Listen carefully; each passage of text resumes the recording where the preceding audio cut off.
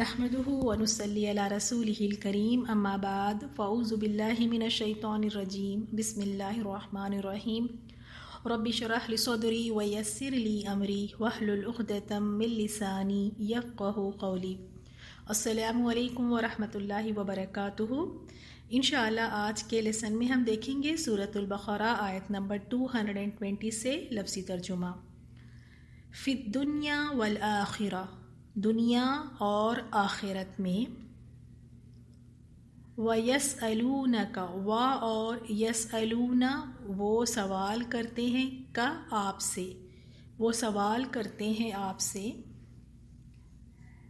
عن الیتامی، یتیموں کے بارے میں، قل کہہ دیجئے، اصلاح، اصلاح کرنا، لہم لا لیے ہم ان کے، خیر بہتر ہے، وَإِن و اور ان اگر، تخالطوہم، خا لام تو سے ہے، تخالطو تم ملا لو ہم ان کو، فَإِخْوَانُكُمْ، تو اخوان بھائی، کم تمہارے، تو وہ تمہارے بھائی ہے، واللہ اور اللہ تعالی،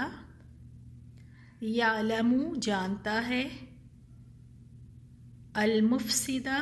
فساد کرنے والے کو، من المصلح اصلاح کرنے والے سے، ولو و اور لو اگر، شاء چاہتا، اللہ اللہ، لَأَعْنَتَكُمْ، عین نون تا سے ہے، لا جو شروع میں لا ہے اس کو لمبا نہ کھینچیے گا ورنہ یہ نہیں کا معنی ہوگا، تو یہاں جو لام کے اوپر زبر ہے اس کا معنی ہے البتہ، لا البتہ، اعنتکم مشکل یا تکلیف میں ڈالے، کم تم کو، ان اللہ بے شک اللہ تعالی، عزیز غالب ہے، بہت زبردست ہے، حکیم بڑا حکمت والا ہے۔ نیکسٹ آیت 221، ولا و اور لا نہ، تنکحو نون کاف ہا سے ہے اور تا سے شروع ہو رہا ہے، تم نکاح کرو، المشرکاتی، مشرکہ کی جمع مشرکات، مشرکہ عورتوں سے، حتیٰ یہاں تک کہ، یؤمنن وہ ایمان لے آئے، وَلَأَمَةٌ و اور لا البتہ، امتن لونڈی، یہ نام بھی رکھتے ہیں امت اللہ، جس طرح عبداللہ ہے اللہ تعالیٰ کا غلام، اسی طرح عورتوں کے لیے نام رکھتے ہیں امت اللہ، مؤمنۃ مؤمنہ، خیر بہتر ہے، من سے، مشرکۃ مشرکہ عورت، ولو و اور لو اگرچہ، اعجبتکم یہ تعجب سے ہے لفظ،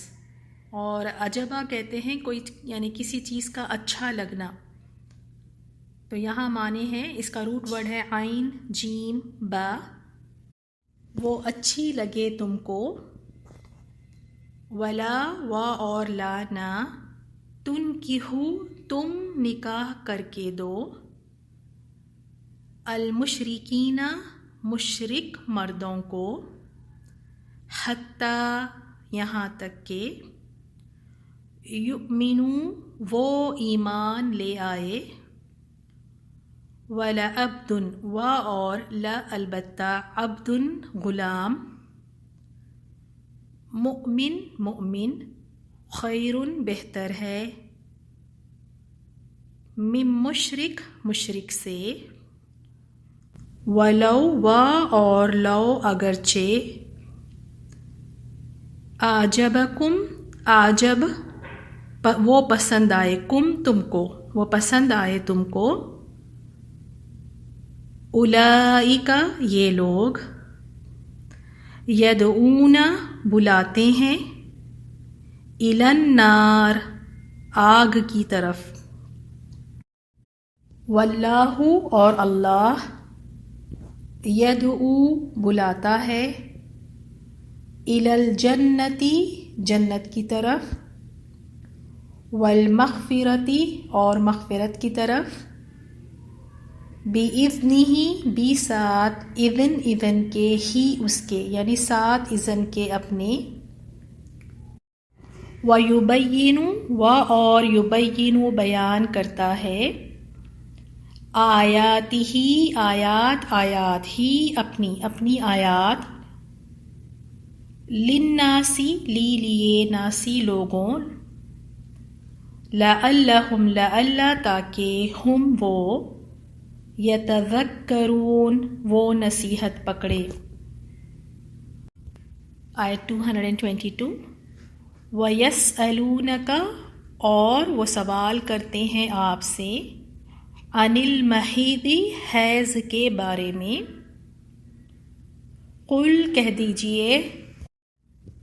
ہوا وہ، اذی ناپاکی ہے، تکلیف ہے، فَاعْتَزِلُوا ازل سے ہیں عین زئی لام، فَاعْتَزِلُوا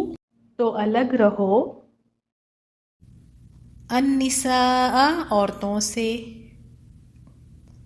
فی المحیض حیض میں، ولا اور نہ، تقربوہن تقربو تم قریب جانا، ہن ان کے تم قریب جانا ان کے، حتی یہاں تک کہ، یطہرن وہ پاک ہو جائے، فَإِذَا تو اذا جب، تطہرن وہ پاک ہو جائے، فَأْتُوهُنَّ فَأْتُو تو آؤ، ہن ان کے پاس، من حیث جہاں سے، امرکم امرا حکم دیا، کم تم کو، اللہ نے، ان اللہ بے شک اللہ تعالی، یحب حب سے ہے پسند کرتا ہے، محبت کرتا ہے، التوابین توبہ کرنے والوں کو، ویحب اور محبت کرتا ہے، المتطہرین طہارت رکھنے والوں کو، پاک رہنے والوں کو۔ آیت 223، نساؤکم نساء عورتیں، کم تمہاری، حرثن کھیتی ہے، لکم لیے تمہارے، فأتو تو آؤ، حرثکم اپنی کھیتی میں، انا جہاں سے، شئتم چاہو تم، وقدموا اور قدموا آگے بھیجو، لِأَنفُسِکم واسطے اپنے نفسوں کے، واتقوا اللہ اور ڈرو اللہ سے، وَاعْلَمُوا اور جان لو، انکم بے شک تم، ملاقوہ ملاقات کرنے والے ہو، اس سے، وبشری اور بشری خوشخبری دے دو، بشارت دے دو، المؤمنین مومنوں کو۔ السلام علیکم رحمۃ اللہ وبرکاتہ۔ اعوذ باللہ من الشیطان الرجیم، بسم اللہ الرحمن الرحیم، ربی زدنی علما، رب اشرح لی صدری ویسر لی امری واحلل عقدۃ من لسانی یفقہوا قولی، اللہم فقہنی فی الدین، اللہم انفعنا بما علمتنا وعلمنا ما ینفعنا وزدنا علما، اللہم انی اسألک علما نافعا وعملا متقبلا ورزقا طیبا، آمین یا رب العالمین۔ آج ہم دیکھتے ہیں سورہ بقرہ کی بہت ہی اہم آیات 220 سے 223 تک۔ آیت 220، امور دینی اور دنیاوی کو اور آپسی یتیموں کے بارے میں بھی سوال کرتے ہیں۔ آپ کہہ دیجئے کہ ان کی خیرخواہی بہتر ہے۔ تم اگر ان کا مال اپنے مال میں ملا بھی لو تو وہ تمہارے بھائی ہیں۔ بدنیت اور نیک نیت ہر ایک کو اللہ خوب جانتا ہے، اور اگر اللہ چاہتا تو تمہیں مشقت میں ڈال دیتا۔ یقیناً اللہ قلب والا اور حکمت والا ہے۔ یعنی دنیا اور آخرت میں غور و فکر کرو، دنیا کی تیزی کے ساتھ ختم ہونے اور آخرت کے باقی رہنے پر غور کرو جو کہ بدلے کا دن ہے۔ یہاں پر اس آیت کی تفسیر میں آتا ہے، جب یتیموں کا مال ظلم کے ساتھ کھانے والوں کے لیے سخت وعید نازل ہوئی تو صحابہ کرام ڈر گئے اور یتیموں کی ہر چیز الگ کر دی، حتیٰ کہ کھانے پینے کی کوئی چیز بچ جاتی تو اسے بھی استعمال نہ کرتے اور وہ خراب ہو جاتی، اس ڈر سے کہ کہیں ہم بھی اس وعید کے مستحق نہ قرار پا جائیں۔ اس پر یہ آیت نازل ہوئی۔ اللہ کو خوب معلوم ہے کہ کس کی نیت اصلاح کی ہے اور کس کی نیت میں فساد ہے، لہٰذا آپ یتیموں سے حسن سلوک کو جاری رکھیں۔ اگر یتیم کا مال دوسرے مال میں اس طرح ملا لیا جائے کہ اس کے مال کو یعنی یتیم کے مال کو نقصان نہ پہنچے تو جائز ہے، جیسے بھائی مل جل کر رہتے ہیں۔ ہاں، اگر اصلاح اور بہتری کی غرض سے ان کا مال اپنے مال میں ملانے کی اجازت اللہ تعالیٰ نہ دیتا تو تم مشقت میں پڑ جاتے۔ تم یتیم پر غلبہ رکھتے ہو، لیکن یاد رکھو کہ اللہ تعالیٰ سب پر غالب ہے اور اللہ کے حکم میں حکمت ہے، یعنی وہ اسی کا حکم دیتا ہے جس میں فائدہ ہو اور اسی سے روکتا ہے جس میں نقصان ہو۔ اور یتیموں کے ساتھ بھلائی میں ان کے لیے تو فائدہ ہے ہی، لیکن بھلائی کرنے والے کے لیے آخرت کے اجر کے ساتھ دنیا میں بھی اللہ کی طرف سے بھلائیاں ہیں۔ آیت 221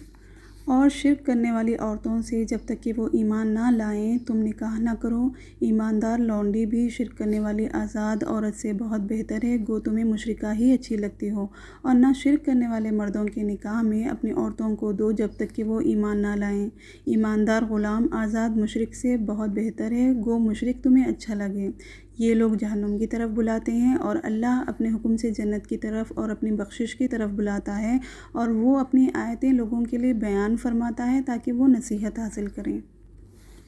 مشرکہ عورتوں سے مراد بتوں کی پجاری عورتیں ہیں، کیونکہ اہل کتاب یعنی یہودی یا عیسائی عورتوں سے نکاح کی اجازت قرآن نے دی ہے، البتہ کسی مسلمان عورت کا نکاح کسی اہل کتاب مرد سے نہیں ہو سکتا۔ تاہم حضرت عمر رضی اللہ عنہ نے مصلحتاً اہل کتاب کی عورتوں سے نکاح کو ناپسند کیا ہے۔ اس آیت میں اہل ایمان کو ایماندار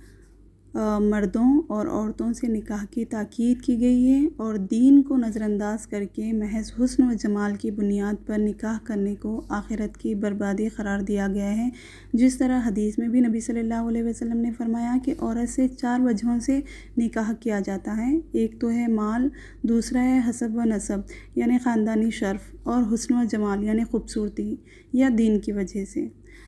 تم دیندار عورت کا انتخاب کرو، یہ صحیح مسلم اور صحیح بخاری کی حدیث ہے۔ یعنی اگر ایسا نہ ہوا تو آخرت میں تمہیں ندامت ہوگی۔ دیندار عورت سے نکاح کر کے کامیابی حاصل کی جا سکتی ہے۔ آپ صلی اللہ علیہ وسلم نے فرمایا کہ دنیا کا بہترین متاع نیک بیوی ہے۔ اس آیت میں یہ صاف صاف بتا دیا گیا ہے کہ ایک مومنہ عورت لونڈی اور بدصورت ہی کیوں نہ ہو، حسین اور آزاد مشرکہ عورت سے بہتر ہے، اور ایک مومن آدمی غلام ہی کیوں نہ ہو، وہ آزاد مشرک مرد سے بہتر ہے۔ اسی طرح اپنی عورتوں کو مشرک مردوں کے نکاح میں نہ دو یہاں تک کہ وہ ایمان نہ لائیں۔ یہ عورت کے ولیوں سے خطاب ہے۔ اسے معلوم ہوا کہ عورت کا نکاح ولی ہی کرے گا، اور اگر عورت اپنا نکاح خود کرے گی تو وہ نکاح باطل ہوگا، اور یہاں پر مشرکوں سے نکاح کو حرام قرار دیا گیا ہے۔ یہ لوگ جہنم کی طرف بلاتے ہیں اور اللہ تعالیٰ جنت اور مغفرت کے حصول کے لیے کوشش کرنے کی طرف بلاتا ہے، اور اللہ تعالیٰ اپنی آیات لوگوں کے سامنے اس لیے بیان کرتا ہے تاکہ وہ نصیحت حاصل کرے اور آخرت کے نقصان سے بچ جائے۔ آیت 222 آپ سے حیض کے بارے میں سوال کرتے ہیں، کہہ دیجئے کہ وہ گندگی ہے، حالت حیض میں عورتوں سے الگ رہو، اور جب تک وہ پاک نہ ہو جائیں ان کے قریب نہ جاؤ، ہاں جب وہ پاک ہو جائیں تو ان کے پاس جاؤ جہاں سے اللہ نے تمہیں اجازت دی ہے، اللہ توبہ کرنے والوں کو اور پاک رہنے والوں کو پسند فرماتا ہے۔ بلوغت کے بعد ہر عورت کو ایام ماہواری میں جو خون آتا ہے اسے حیض کہا جاتا ہے، اور بعض دفعہ عادت کے خلاف بیماری کی وجہ سے خون آتا ہے اسے استحاضہ کہتے ہیں، جس کا حکم حیض سے مختلف ہے۔ حیض کی مدت کم از کم 3 دن اور زیادہ سے زیادہ 10 دن تک ہو سکتا ہے، اور اپنی عادت کا ہر عورت کو علم ہوتا ہے۔ حیض کے دنوں میں عورت کو نماز معاف ہے اور روزے رکھنے ممنوع ہیں، لیکن بعد میں روزوں کی قضا ضروری ہے۔ حیض کے بارے میں مسلمان یہ وضاحت چاہتے تھے کہ عورتوں سے کس طرح تعلق رکھا جائے، جیسے حیض کے دنوں سے پہلے تھا، یا مکمل طور پر الگ ہو جائیں جیسے یہودی کرتے تھے۔ اللہ تعالیٰ نے حکم دیا کہ حیض کی جگہ سے دور رہو، اس سے مراد شرمگاہ میں جمع ہے۔ اس کے سوا عورت کو چھونا، اس سے اختلاط جائز ہے، کیونکہ حالت حیض میں بھی اسی کے استعمال سے روکا گیا تھا، اور اب پاک ہونے کے بعد جو اجازت دی جا رہی ہے تو اس کا مطلب اسی شرمگاہ کی اجازت ہے، نہ کہ کسی اور حصے کی۔ اس سے یہ استدلال کیا گیا ہے کہ عورت کے دبر کا استعمال حرام ہے، جیسا کہ احادیث میں اس کی مزید صراحت کر دی گئی ہے۔ یہ غیر فطری فعل ہے، حدیث میں ایسے شخص پر لعنت کی گئی ہے، اور اللہ تعالیٰ گناہوں سے مستقل توبہ کرنے والوں سے بھی محبت کرتا ہے، اور پاک رہنے والوں سے بھی، یعنی جو شرک سے بھی پاک رہتے ہیں اور جو حسی طہارت بھی حاصل کرتے ہیں۔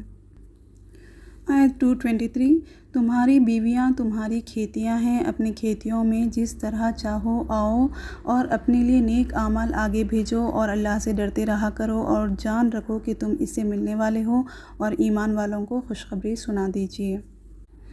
ان آیتوں کے ذریعے مرد کو عورت سے تعلق رکھنے کا سلیقہ بتایا گیا ہے، اور یہ تعلق بامقصد ہے،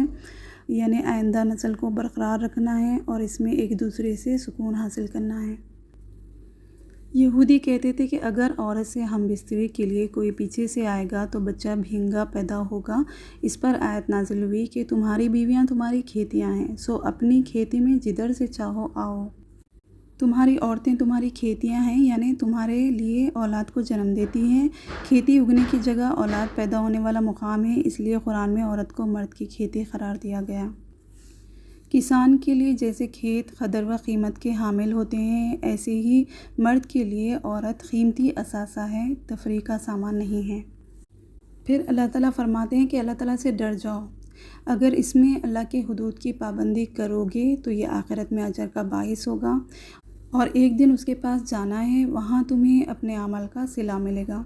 اللہ تعالیٰ نے عورت سے فطری تعلق کی ترغیب دلا کر غیر فطری عمل سے روکنے کے لیے اپنی ملاقات کا شعور دلایا ہے، اور مومن تو وہی ہے جو اللہ تعالیٰ پر اور اس کے حکم پر ایمان لاتا ہو، اور ایسے ایمان والوں کے لیے خوشخبری دی گئی ہے جو کچھ اللہ نے آخرت میں تیار کر رکھا ہے۔ جزاک اللہ خیر۔ السلام علیکم ورحمۃ اللہ وبرکاتہ۔ فی الدنیا والآخرہ وَيَسْأَلُونَكَ عَنِ الْيَتَامَى قُلْ إِصْلَاحٌ لَهُمْ خَيْرٌ وَإِن تُخَالِطُوهُمْ فَإِخْوَانُكُمْ وَاللَّهُ يَعْلَمُ الْمُفْسِدَ مِنَ الْمُصْلِحِ وَلَوْ شَاءَ اللَّهُ لَأَعْنَتَكُمْ إِنَّ اللَّهَ عَزِيزٌ حَكِيمٌ ولا تنكحوا المشركات حتى يؤمنن ولأمة مؤمنة خير من مشركة ولو أعجبتكم ولا تنكحوا المشركين حتى يؤمنوا ولعبد مؤمن خير من مشرك ولو أعجبكم أولئك يدعون إلى النار والله يدعو إلى الجنة والمغفرة بإذنه ويبين آياته للناس لعلهم يتذكرون ويسألونك عن المحيض قل هو أذى فاعتزلوا النساء في المحيض ولا تقربوهن حتى يطهرن فإذا تطهرن فأتوهن من حيث أمركم الله إن الله يحب التوابين ويحب المتطهرين نساؤكم حرث لكم فأتوا حرثكم أنى شئتم وقدموا لأنفسكم واتقوا الله واعلموا أنكم ملاقوه وبشر المؤمنين